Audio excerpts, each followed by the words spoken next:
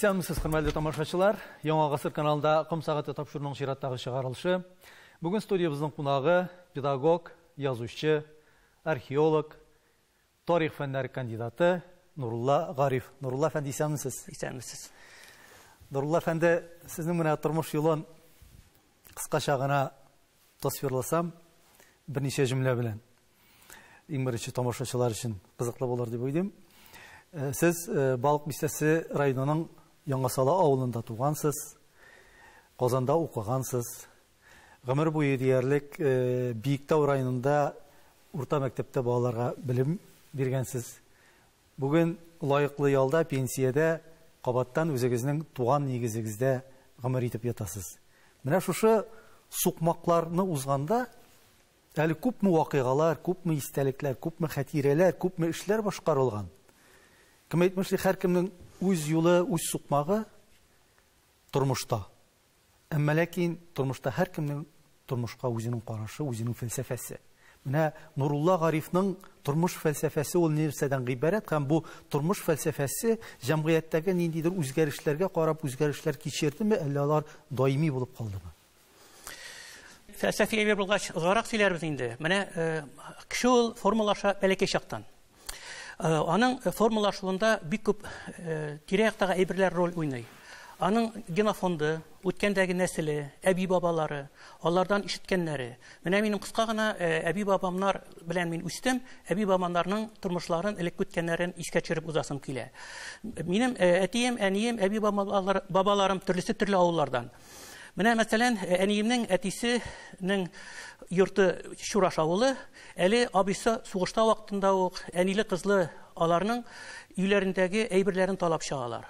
Алалмагач, инде аларның мичләрендәге казаннарын җимереп алып чыгып китәләр. Инде әби минем югары кыйрлыдан. Әбинең әтисе булган старосты, аларның бабалары булган 11 малай, 9 кыз. Менә мин тапканы шушы 7 угылның, шушы 11 угылның 7-се указлы муллалар. Алар арасына бик күп күренекле кешеләр чыккан. Һәм инде алар барысы да репрессия тегермәне аша узганнар. Менә мисал өчен Хуҗа Бәдигый. Ул профессор, ул татар теле нигезләмәсен эшләгән, 44 елнан репрессияләр һәм шушы репрессия шаукымыннан үлеп китә. Менә мәсәлән тагын бер факт. Ул Рәүф Сабиров инде 1920 елны без Татарстанның республикасын оештыралар. Ул анда икенче кеше. Ул менә хәзер безнең бүгенге чорда ачлыкка 100 ел булды. Менә шушы ачлыкка каршы кампанияның ул җитәкчесе. Рәүф Сабировны менә шушы Сталин кушуы буенча 36 елны атып үтерәләр. Мәсәлән, бу монда бик күп шундый билгеле кешеләр бар. Мисал өчен әйтәсем килә. Булар сезнең нәселдән. Безнең нәсел, булар бөтенесе минем әби нәселе. Бу будандыклы Карабәк нәселе. Карабәкнең аның үзенең шәҗәрәсе бар. Ул Кырым ханлыгыннан килгән. Һәм инде менә шушында мисал өчен шушы бабасының энесе, ул Субханкул Әҗекәев, ул менә Пугачевның 19 татар полковнигі була, ул шуның полковнигі. Мин барысында буларның документаль рәвештә сөйлим. Менә шул документларны аударганда, өйрәнгәндә, мәсәлән, шул Хуҗа Бәдигыйне әйтәләр иде, ул Түбән Кырса авылында туган дип. Юк, ул Югары Кыйрлы авылында туган, аңа 5 яшь булганда гына киткән ул әтисе белән. Мисал өчен Рәүф Сабировны Айдар авылында туган диләр. Юк, ул 3 ел аңынчы Югары Кыйрлы авылында яшәгән. Аның бабаларының зиратта кабер ташларында барладык без. Инде хәзер әтием ягына кайтсак, менә шушы туган авыл дип Яңасалага кайтсак, монда инде минем әбием күрше Чаллыбаш авылының данлыклы Османбай кызы. Аның 2 сеңлесе без бәләкәй чакта Себердән куылган җирдән кайтып йөриләр иде. Аның абыйсын инде нидә Алабугада атып үтергәннәр. Шул теге байлар куылу репрессия чорында. Хәзер инде әти ягына кайтсак, безнең менә хәзерге минем торган йортым янында бабайның әтисенең 2 катлы революция хәлселгән таш йорты бар. Анда мин дә музей оештым. Һәм менә шушы 31 елны шушы бабайның әтисе белән әнисен, 2 сеңлесен, энесен Себергә куалар. Магнитогорский, Чиләбе, Сарана, Гурьевка, менә Пермь өлкәләрендә. Һәм менә шунда гына мисал өчен бабамның энесенең хатыны Әминә апа үлеп кала, 3 кызы үлеп кала, улы үлеп кала. Һәм аларны эшкә ярамый башлагач кына аларны шушында авылга кайтарга рөхсәт бирәләр аларга. Мин үзем менә әби-бабайлар белән үстем. Безнең әби-бабай 1888 елгы, әби 1893 елгы. Алар әле мин яшь чагында, алар әле үз акылларында иде, безгә безгә үткәннәрне сөйлиләр иде.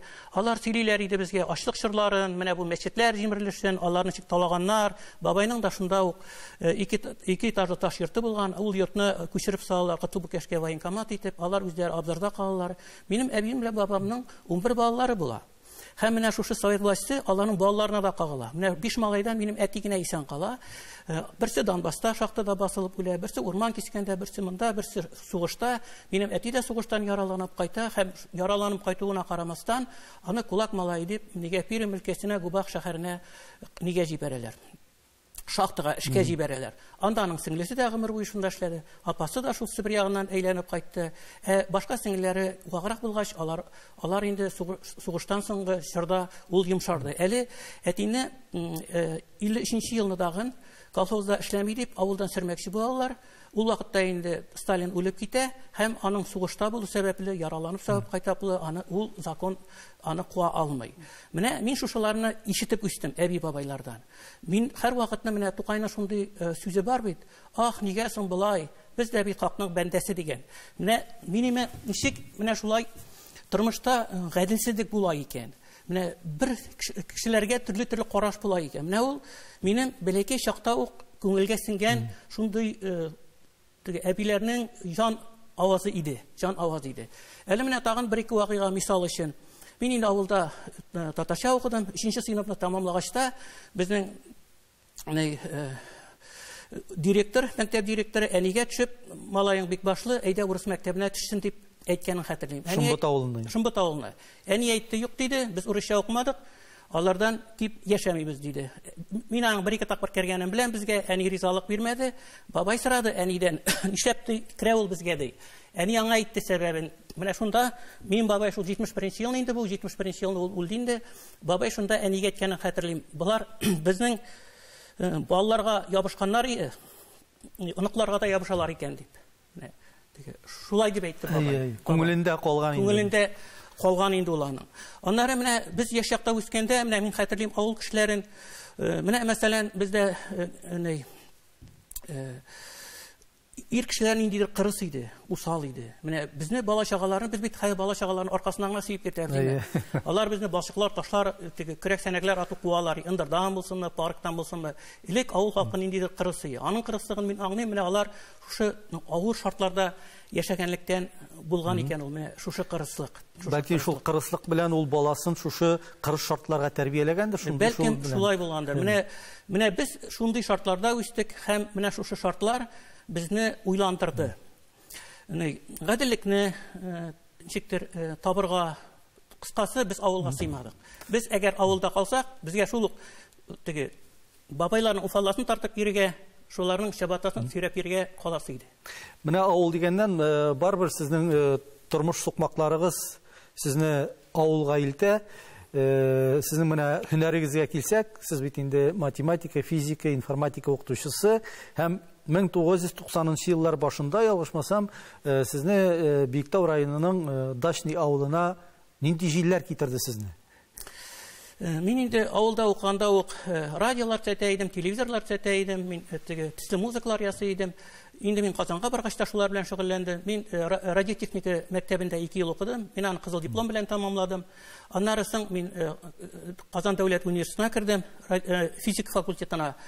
Анда радиофизика бүлеген тоже дипломны бишкә яклап чыктым мин. Шул вакытта инде мин 3нче курста өйләндем. Минем анда 2 кызым туды. Мин инде менә шушы без ул вакытта менә хәзерге оператив хәтерләр ясыйлар бит компьютерларның, менә элек шуларны ясыйлар Казан дәүләт университетында. Шунда кафедрада калырга кушканнар, но ул чакта авыл баласының бер авыр әйбере бар иде, ул да булса туры урыны булмау. Туры урыны булмау. Менә шунда калырга мөмкинчелек бар иде, әмма торга урын юк. 2 кыз бала бар бәләкәй.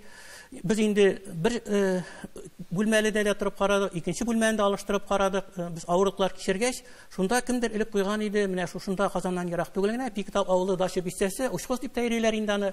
Шунда физика укытучысы кирәк дип. Минем ул вакытта диплом эшем иде 4 ай.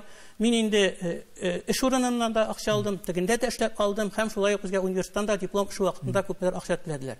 Мин 4 ай менә шушы учхоз мәктәбендә эшләдем дә, мине ошаттылар да, килсәң, килүгә 2 бүлмәле квартира бирәбез диделәр дә. Мин бардым, бирделәр. Менә минем Ягъни сез күпмедер дәрәҗәдә мәҗбүр булгансыз. мәҗбүр булдым. Әйе. Менә ул мәҗбүрлек һәр авыл баласында бар иде.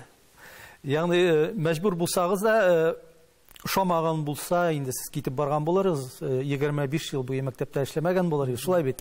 Менә сез мәктәптә эшли башлаган еллар, ул 90-нчы еллар башы, илдәге зур үзгәрешләр, суверенитет, бәйсезлек, азатлык, милли күтәрелеш чоры, шулай бит. Сез төгәл фәннәр кешесе, физик, математик, менә әлеге вакыйгалар, илдә барган, республикада барган вакыйгалар, алар сездә нинди дә булса хисләр уяттымы, юкмы ул вакытта? Хисләр уятты. Мәсәлән, менә 91 елдан алып 2011 елга хәле 20 ел эчендә булган һәр 30 август булсынмы ул, хәтерге булсынмы, минем һәр чараларның фото альбомнары бар. Мин аларны 20 ел буена һәрберсен фотога төшереп бардым. Минем ул архивым хәзердә саклана. Мин менә шушы кайнарлыкның мәйданның үзәгендә кайнадым. Әйтегез әле, менә мәктәптә сез бу төгәл фәннәрне кайсы телдә укыттыгыз? Мин мәктәптә урысчада укыттым, аннары урысча татарчада укыттым. Чөнки минем ике кызым, улым мәктәптә чакта мин аларга аерым класслар ачтырдым. Алар аерым татар класслары, татарча укыттык біз аларны. Һәм шулай ук менә мин әле авылга кайткач тагын күрше Биектау авылында 2 ел ярым татарча укыттым мәктәптә. Аның ние юк. Ул бит фән теле, ул ниндидер инглиз телеме, урыс телеме, татар телеме аңа катнашмый. Фән теле ул аерым тел. Әйе, шуны әйтмәкче булам. Ул бит инде Пифагор теоремасы, ул Кытай телендә дә, инглиз телендә дә ничек аның бит саннары бер үк. Шулай бит. Ничек бер төрле исбатлана дип әйтәсем килә. Ә менә төгәл фәннәрне балага үзенең ана телендә укыту, ул ни дәрәҗәдә кирәк һәм ул нинди кыенлыклар белән чорый ул? Аңладым. Менә әле генә әйттек бит, безнең инде аны безнең халык канга сеңгән дейме, гасырлар буена. Ул генетика.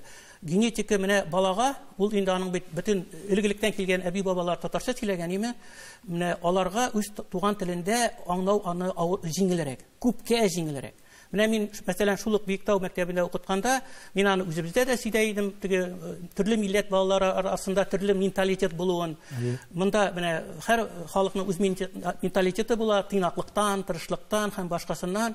Авыл балалары алар инде табигаты белән дә шундый тырыш һәм тәртипле. Һәм алар яхшырак та үзләштерә һәм яхшырак тагын кабул итә фәнне. Менә бүгенге көндә инде Россиядә IT белгечлекләргә ихтыяҗ бик зур. Алар бит инде төгәл фәннәр белән бәйләнгән барыбер. Аларга инде бүгенге көндә төрле ташламалар да вәгъдә итәләр. Армия хезмәтеннән дә азат итү анда, торак белән дә тәэмин итү, югары хезмәт хаклары. Менә IT белгечлек, IT юнәлештәге үзенең сәләте, хирислыгы булган баланы аны мәктәп бусагасыннан, мәктәп яшеннән аерып алып буламы, юкмы?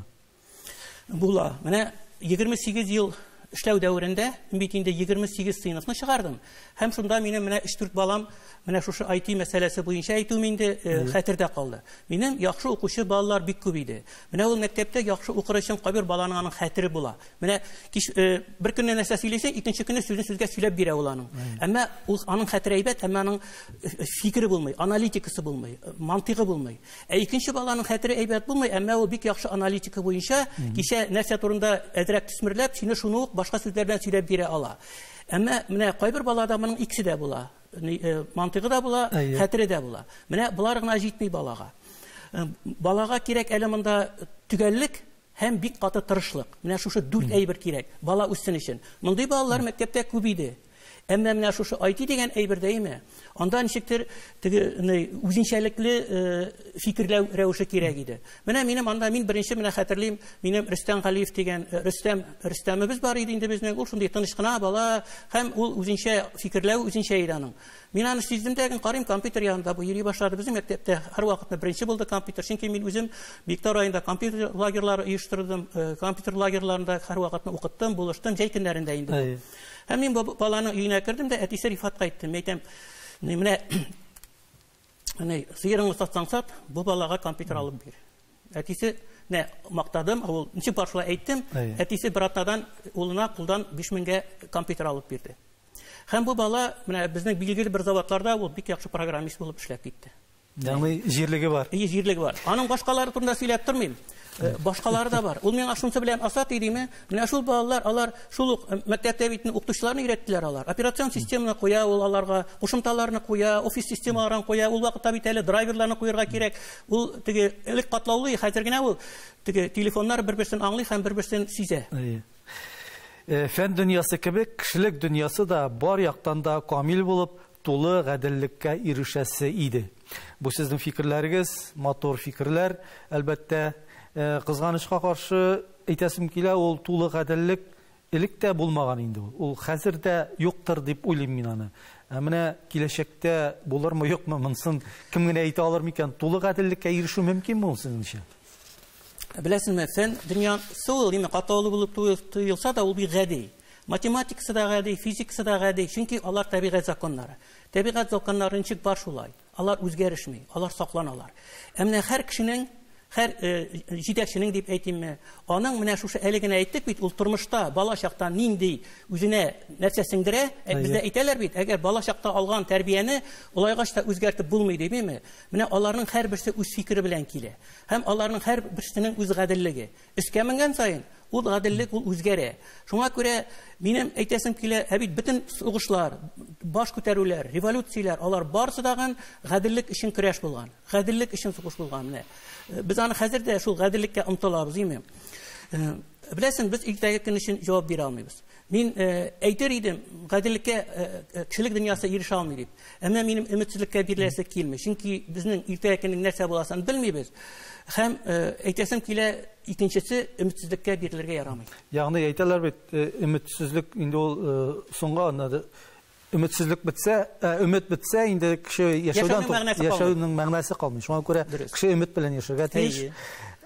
Менә Нурулла абый, сез атеизм чорында дөньяга килгән, атеизм чорында тәрбияләнгән кеше, физика, математика кебек түгел фәннәр кешесе. Шул ук вакытта сез илаһи затка табынасыз, илаһи затка ышанасыз. Әлбәттә, диндә булу, булмау, ышану, ышанмау ул һәркемнең шәхси эше, шулай бит. Беркемне мәҗбүр итә алмый, тыя да алмый. Менә бу яктан караганда аңлашыла. Икенче яктан сез фән кешесе буларак, фән һәм дин. Менә балаларга фән яктан без тормышны аңлатабыз, әйеме? Дөньяның барлыгын, килеп чыгышын дин икенче яктан аңлата. Алар элегелектән күпмедер дәрәҗәдә каршылыкта булдылар. Менә бу яктан ничек? Сез укытучы, галим буларак бер яктан, икенче яктан күңелегез белән илаһи затка ышанучы буларак. Бу сорауны миңа мәктәптә балаларда бирәләр иде. Алар әйтәләр иде. Нурулла абый, сез Аллаһ Тәгаләгә ышанасызмы дип. Мин аларга әйтә идем. Балалар, мин Аллаһ Тәгаләгә муллалардан да ныграк ышанам, инанам. Чөнки муллалар аларның эш дәверендә Коръән укып, теге аларның ул эшләре гадәти әйбер. Алар башкача эшли алмыйлар. Мин бит университетны тәмамладым. Минем бит специальностем радиофизик һәм астрономия. Безгә галәмне өйрәттерделәр. Һәм галәмнең бөтен нишкәлекләрен өйрәттеләр, бөтен физика законнарын. Беләсезме, бу тормышта һәр нәрсә яши, туа һәм үлә. Мәсәлән, шушы атомнардан торган нуклоннарда, маддәләрдә аларның һәрберсенең туу чоры бар, яшәү һәм үлем чоры бар. Инде кешеләрне, үсемлекләрне генә әйтмим, менә шушы әйтик без Кояш системасын, яисә галактика, 100 миллиард галактиканы, аларның һәрберсенең, алар төрле-төрле, аларның һәрберсенең үз гомере бар. Алар туалар, яшиләр, үләләр. Һәйбер чакта алар белән әле теге шундый хәрәкәткә дә очрап, теге кеше дә хәрәкәткә очрый бит. Алар да хәрәкәткә очрап, кыскасы, бу дөньяда бар нәрсә туа, яши, үлә. Һәм әле аның шунсы кызык. Без бит менә шушы вакыт агышында яшибез, диме? Шушы вакыт белән менә шушы күләм без яши торган. Алар бер вакытта барлыкка килә. Аның хуҗасы бар. Менә аның хуҗасы шушы илаһи зат инде ул.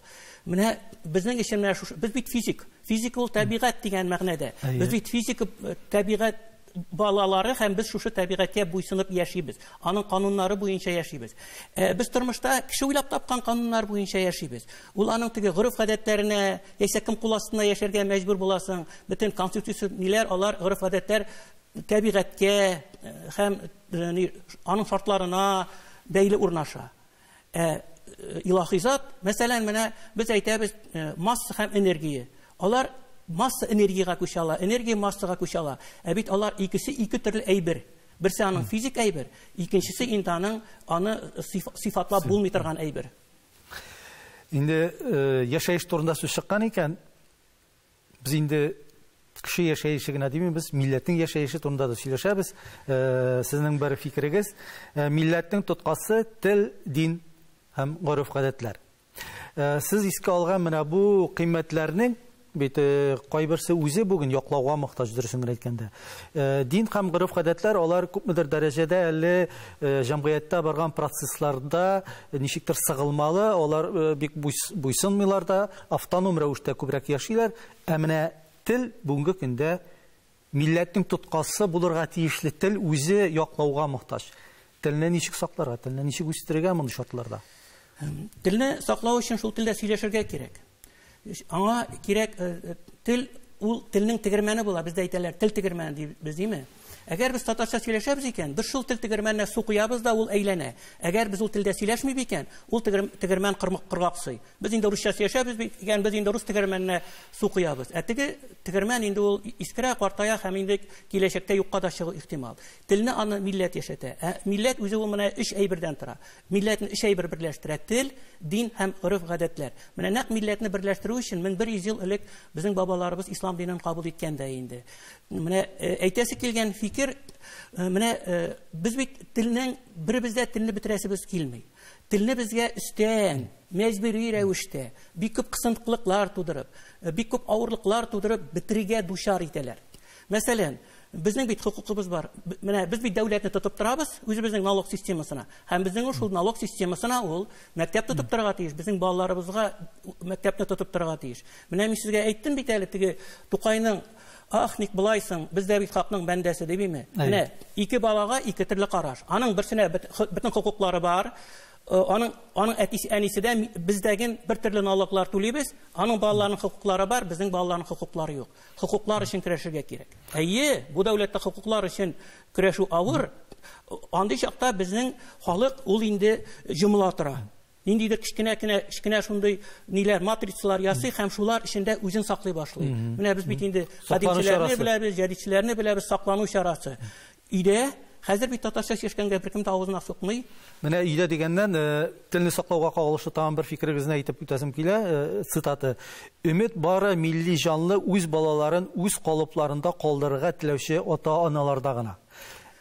Нурлы бей, бит менә мондый ата-аналар бит алар бүгенге көндә минем уйлавымча ашчылыкны тәшкил итә һәм бүгенге көндә балалар тәрбияләгән ата-аналар үзләре кайчандыр менә шушы тел кысылган заманда туып укыган, үскән әти-әниләр. Алар бит инде шуны күргәннәр, алар ул балаларына нәрсә өйрәтә ала бүген? Ансы шулай. Менә икенче яктан карыйк әле. Хәзер бер теллегә караганда ике телле бала, мәсәлән, менә бу медицина буенча ике телле кеше, аның йөрәк кан тамыр чирләре азрак була, аның гомере озынрак була, ул картаю, онытылу чире белән азрак эшли, һәм ике теллеләр киләчәктә бер телләр белән идарә итәчәкләр, чөнки алар шушы тормышка һәм менә шушы хәзерге заман чорындагы менә шушы кешенең мантыйгы, мөмкинчелекләре үсер өчен ике теллелек, өч теллелек, күп теллелек халыклар үскәрәк кала, һәм теге бер теллеләр алар аска төшә, һәм алар шушы ике теллелек астындагы көтү булачак. Менә бит һәр ата-ана, ул әзрәк акылы булса, ул бит аңлый. Менә, мәсәлән, хәзерге Урта Азия халыклары бик күп рәвештә үсәләр. Төркия, Азәрбайҗан, санап үтсәң, бөтенесе дә. Алар күбәяләр. Ә шушы вакытта бу төбәктәге халык саны кими. Минем әйтәсем килгән фикер, иртәгә ул балалар әти-әниләрен әйтәчәкләр: "Нишләп сез мине өйрәтмәдегез? Нишләп сез миңа шундый мөмкинчелекләр була турып, бу мөмкинчелектән безне мәхрүм иттегез" дип. Ягъни бүгенге көндә менә шу ата-аналарга бу җаваплылыкны аңлатырга кирәктер. Ягъни менә бу тәгълиматны сезнең әйткән фикерләрне үткәрер өчен. Менә монда ана телен өйрәнүдә, туган телне өйрәнүдә кешенең милли үз аңы ни дәрәҗәдә роль уйный? Балага беренче тел бирелә. Милли аң ул аннарысын гына әле барлык формалаша. Ул милли аң ул менә тел белмәүчеләрдә дә бар. Аның тел белүчеләрендә аңы юклар бик күп. Минем әйтәсем килә, Нурлы абый, менә бүгенге көндә балалар түгел, менә ана телләрен әле белмәгән ата-аналар, татарлар турында дип әйтәм мин. Менә алардагы милли үзаң Ни дәрәҗәдә менә телне өйрәнергә, этәргеч бирергә мөмкин? Кабаттан өйрәнергә дип әйтик инде, үз телләрен өйрәнергә. Безнең учхозда укытканда минем янга бер ханым килде. Ул марҗа, ире татар.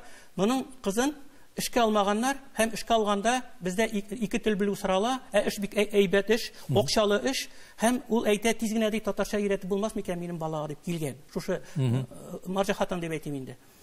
Менә беләсезме, баласына кирәк булганда ата-ана бөтен ресурслары татарча. Ул ягъни мотивация гына кирәк. Мотивация гына кирәк. Менә яһүдләр мәсәлән, алар бит бөтен телне балаларына өйрәтәләр. Менә беләсезме, хәзерге вакытта халыкка менә шушыны аңлатырга кирәк. Һәр кешегә үз баласы кадерле, һәм ул аның һәрберсе үз баласының алдыңгы карашлы һәм үскә үрмәләвен, уңышлы булуын тели.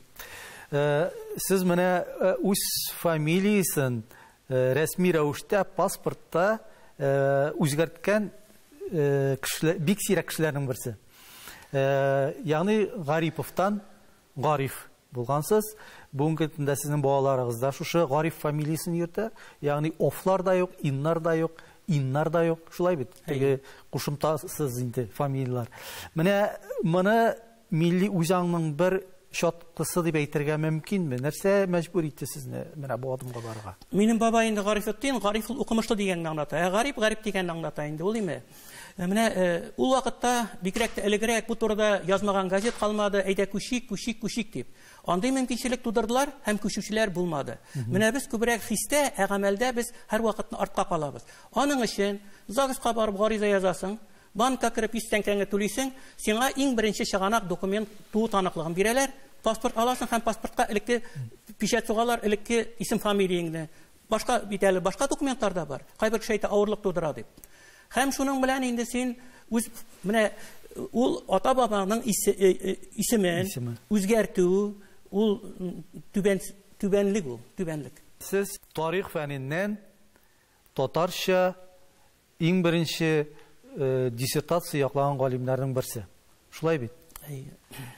Менә ул чорда дип әйтик, нинди дә булса резонанс тудырдымы сезнең менә бу адымга баруыгыз? Тудырды. Миңа менә мәрхүм дога булып барсан Рауил Әмирхан гына, Нурла, син бит ни өчен җырмыйсың ди, теге ниндидер дәрәҗә өчен ди. Син бит күңелеңә биреп җырлыйсың ди. Яз ди татарча ди. Син бит аны соңгы чиракта ди яклатмасаларда ди китап итеп чыгарачаксың диде. Бөтенесе каршы килделәр. Хәтта мин инде бөтен документлар өйрәндем вакытның. Анда мин татарча якларга ярамый дигән сүз очратмадым, һәм документлар җыеп Мәскәүгә җибәрдем. Алар бер атнада җавап бирергә тиешләр, һәм алар бер атнада аны җавап биргәннәр.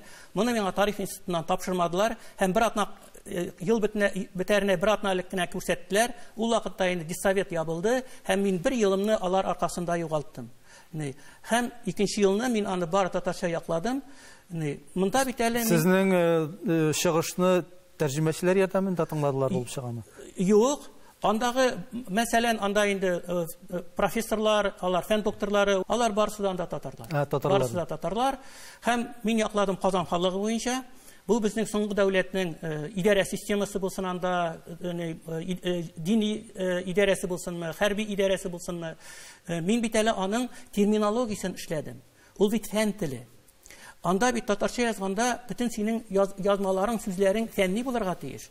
Ул үзе бер аерым бер шул чорның сүзлеге, татарча, русча сүзлеге.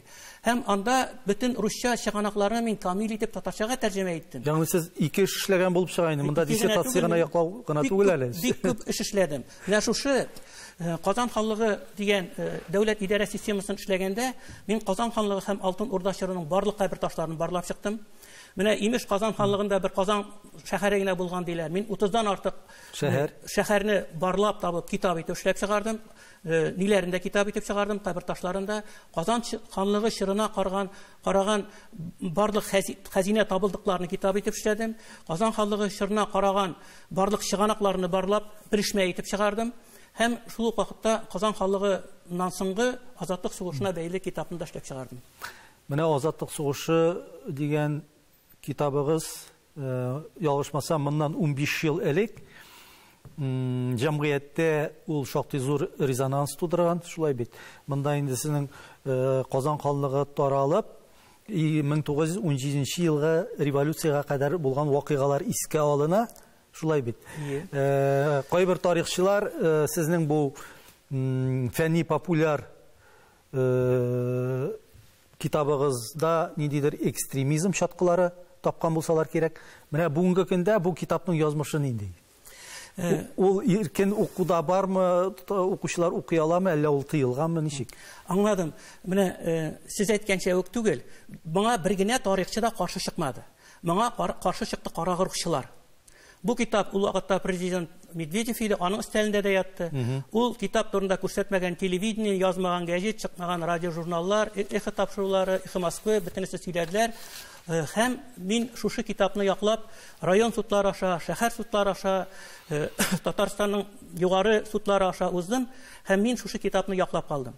Әле шушы китапка каршы чыгучы прокуратура, ул безнең бик билгеле милли саналган кешенең улы, ул минем алдан килеп мактанып, менә мин дип Агрораның, Агрора дигән ни бар бездә, халык кешеләрнең хукукларын яклый торган. Шуның 23 җылысын бөтенсендә яптырдым ди. Бөтенсендә ди. Бу китапны да яптырам дигән иде, әмма ул аны яптыра алмады. Чөнки аның сүзләренә минем һәрберсенә үземнең дәлилләрем бар иде. Һәм судья искитеп тыңлаттырды шуларны. Ягъни бу китап бүгенге көндә ирекле укуда. Әйе, ул 5 мең белән тираж чыккан иде. Минем үземдә дә ул берәү генә. Аны инде сорамаган кеше калмады. Инде мин аларга аның теге макетларын җибәрәм. Аны инде менә хәзер Төркиядән дә сорадылар, тәрҗемә итсәк ярыймы? Ярыймы әйтәм. Мин сезгә бөтен мөмкинлекләрне тудырам, әмма минем аны тәрҗемә иттергән мөмкинлегем юк. Ул әле китапның киләчәге алда. Ул бары тик 5 мең белән генә чыкты.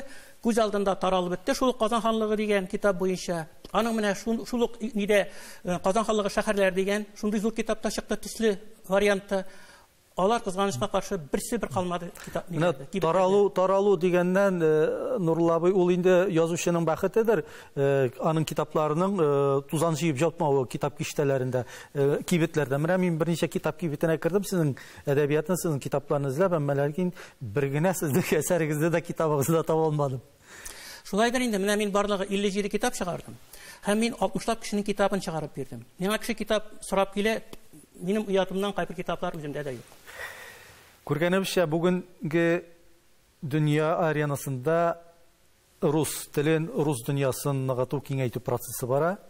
Бу беркемнән дә сер түгел, без моның белән яңалык ташмыйбыз. Бу ачыктан ачык, без инде аны даими рәвештә үзәк каналлардан да күрәбез, ишетәбез.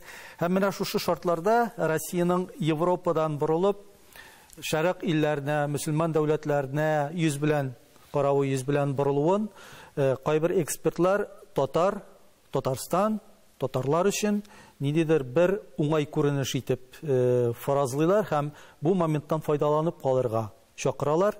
Без бит инде элек тә татарлар, алар рус дәүләте өчен арадашчы булган мөселман илләре шәрык дөньясы белән. Менә бу вазгыятьтә без чыннан да нәрсәдер үз файдабызга дип әйтик инде, монда начар сүз дип әйтмим файдабызганы. Үз файдабызга нәрсәдә булса без эшли алабызмы, юкмы мондый шартларда? Хәзерге система булганда без моны эшли алмаячакбыз. Без татар мәктәпләрендә ача алмаячакбыз. Әйе, алар татарларны файдаланачаклар. Татарларны алар илче буларак җибәрәчәкләр төрле мөселман илләренә, төрле төрки илләргә. Алар бик зур тырышлык куеп, Мәскәүне югары дәрәҗәгә күтәреп, аның өчен эшләячәкләр, әмма алар үз халкы өчен эшләмәячәкләр. Без бернинди хукукларыбызны да кайтара алмыйбыз. Чөнки системаны үзгәртергә кирәк. Менә шушы система ватылганда гына безнең халыкның менә мөмкинчелеге туачак. Менә кабаттан сезнең укытучылык чорына әйләнеп кайтыйк әле. Фән белән шөгыльләнгән вакытыгыз, укытучылык эшеннән аерылмыйча фән белән шөгыльләнү, диссертация язу, архивларда утыру, археологик экспедицияларга йөрү, казу эшләре алып бару, бу гаять күп вакыт, көч сарф итә торган әйбер. Шулай бит инде. Менә сезнең бу хезмәтләрегез, бу түгелгән көчләрегез, алар җәмәгатьчелек тарафыннан, дәүләт тарафыннан сезнең уйлавыча үз бәясен алып җиткердеме, юкмы? Менә әле генә санап узган идем бит теге Казан ханлыгы турында бөтен хезмәтләремне. Мин 2005 елны ул китапны чыгардым. 2005 елны без Казанның 1000 еллыгын уздырдык. 1000 еллыкка медаль чыгардылар.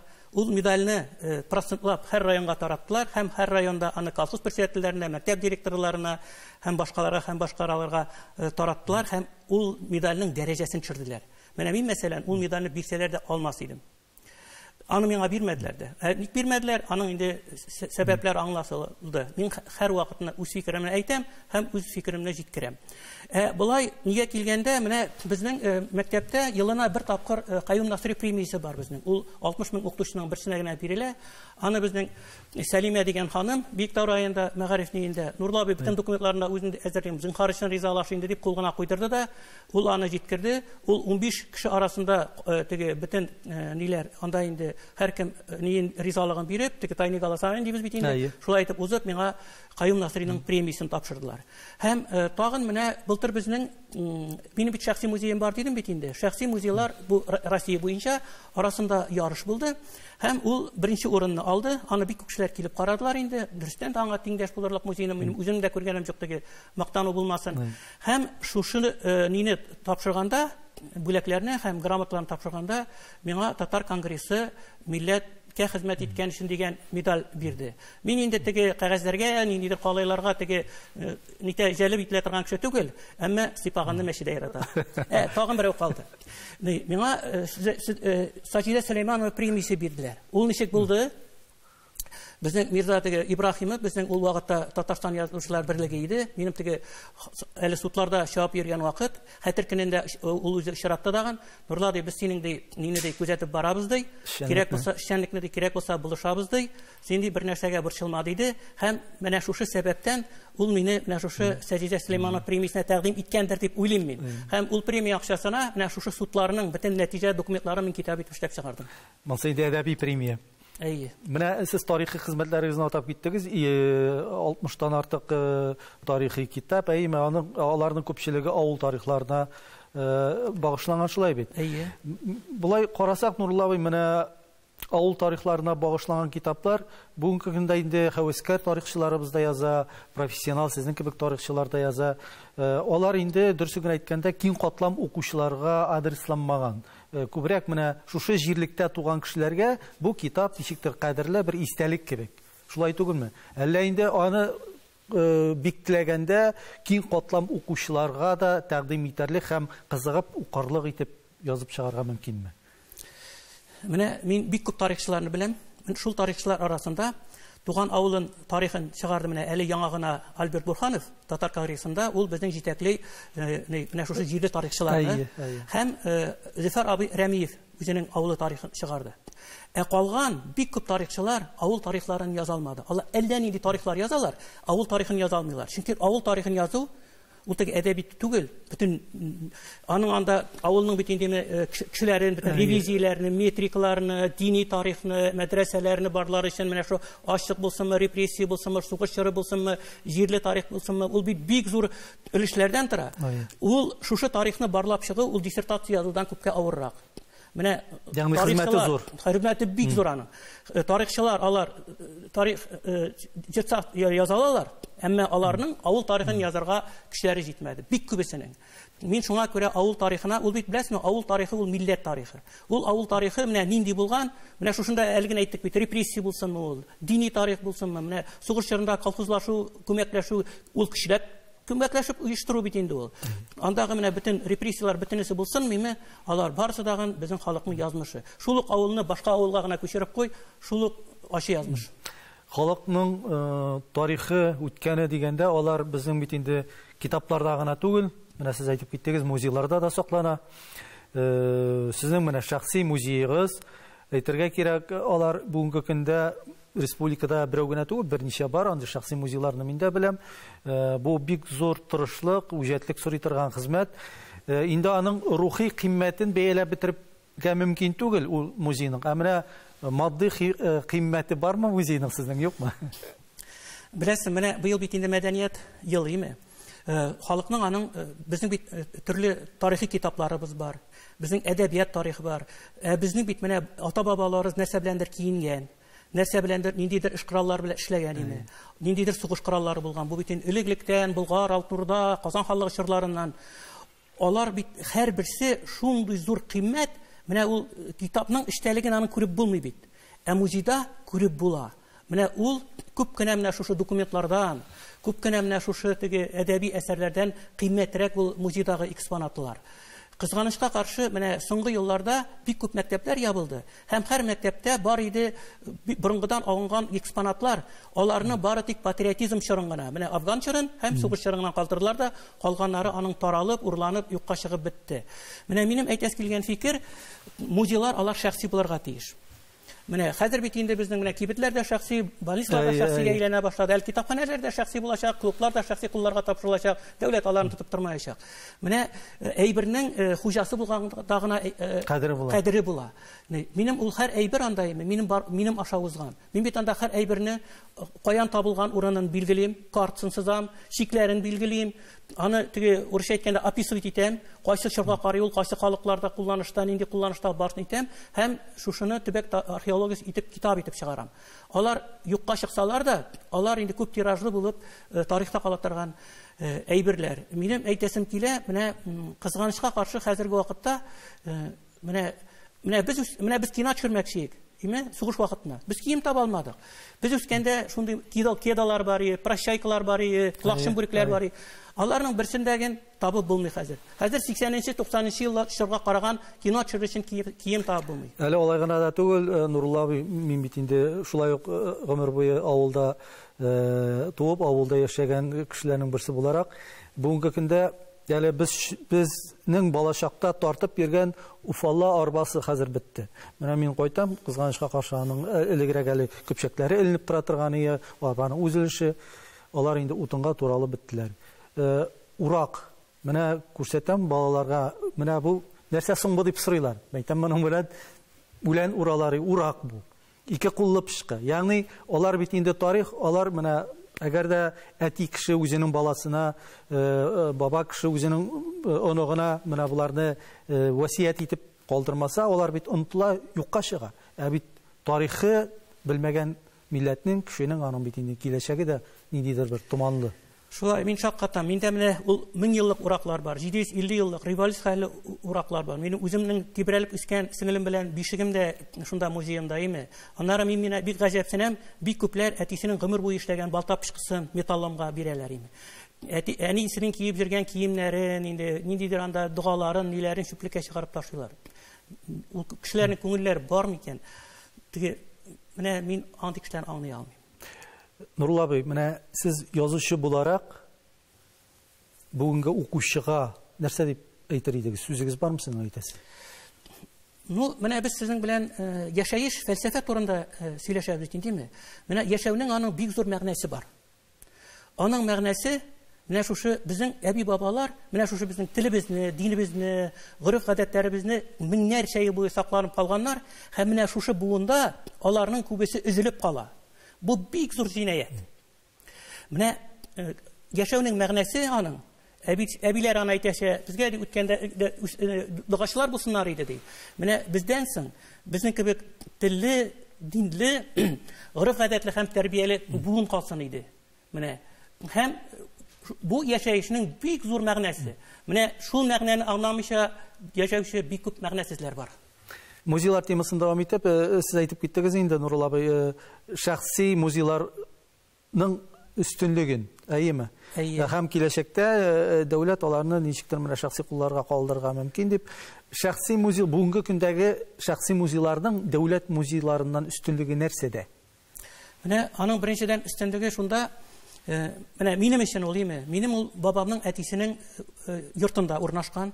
Ул 180 квадрат метр. Районнарда мондый зурлыктагы музейларга урын бирмиләр. Аның бит әле атаклы инсан түлисе тегесен монсын суын неме? Ул бит налог системасы. Һәм анда кимендә менә мин беләм кайбер райондар 8, 13, 16 кеше эшлиләр име.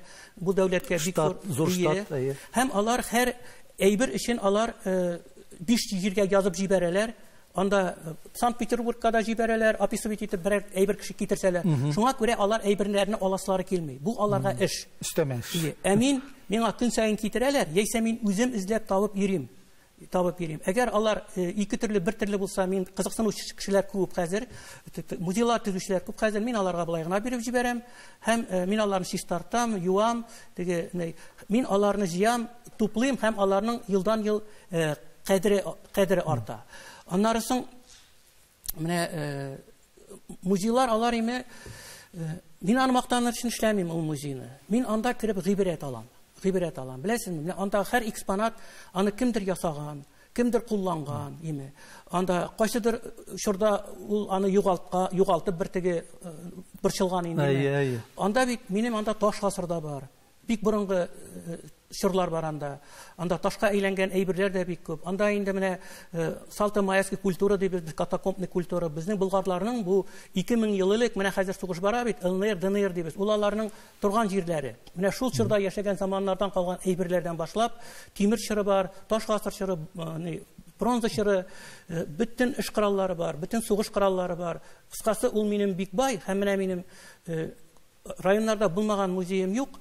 Һәм андый музейны минем очратканым юк. Менә бу район үзәкләреннән ерактарак урнашкан бу авыл музеена максатчан килүче бармы, юкмы? Беләләрме аны? Киләләр. Әле менә бер көннән килделәр, музейларда эшләүче ниләр? Хезмәткәрләр эшләделәр дә, алар гаҗәпсенделәр. Аларның беренче гаҗәпсенүләре, сездә ди әйбернең чыны тора ди, бездә муляж тора ди. Икенчедән, алар аны ачып карап, тутып карый алалар. Бездә ди, алар бикле ди, аларны без ди ача алмыйбыз ди. Алар бик гаҗәпсенеп йөрделәр, кара былай да былай икән дип. Мин аны әле 6 ел гына тупладым бу нине. Мин бит инде 30 ел әйбер җыям. Минем җыелган әйберләрем Түбән Кама музеенда да бар, Болгар, Биләрдә, Казанда да бар. Мин ул борынгы китапларны, кулъязмаларны Казанга, менә Каушариф мәчетенә дә капчыклап ташыдым. Район музеенда да бар, безнең Күршеавылда Котлыбүгәш авылы музеенда да минем бик күп әйберләрем бар. Менә ул бик зур байлык. Аңлаган кешегә ул бик зур байлык. Чөнки алар көннән-көн юкка чыгалар. Һәм ул байлык, төп байлык, алар бөтенсә менә безнең борынгы Чаллы төбәк дип атала, шуннан табылган әйберләр алар. Алар ничектер казып табылган әйберләр түгел. Мин яз җитүгә кырларда җырым, табам, керамиканы җыям. Менә бик безнең борынгы Чаллы дигән шәһәр бар анда. 1000 еллык. Аның тирәсендә генә мин 20ләп борынгы авыл таптым, борынгы зиратлар таптым. Мин ул табылган авыл зиратларының, авыл урыннарының һәрберсенә үзем ташлар ясап куям. Минем әйтәсем килә, менә ничектер шулай саклап, барлап каласы килә инде. Нурулла бик зур рәхмәт эчтәлекле әңгәмәгез өчен. Һәр вакытта менә шундый тынгысыз булып калыгыз, энергияле булып калыгыз. Сезнең музейларыгызга үсеп килүче буын йөрсен, сезнең китапларыгызны үсеп килүче буын безнең милләтебез, халкыбыз укысын, үзенә рухи байлык алсын. Рәхмәт сезгә, уңышлар. Рәхмәт.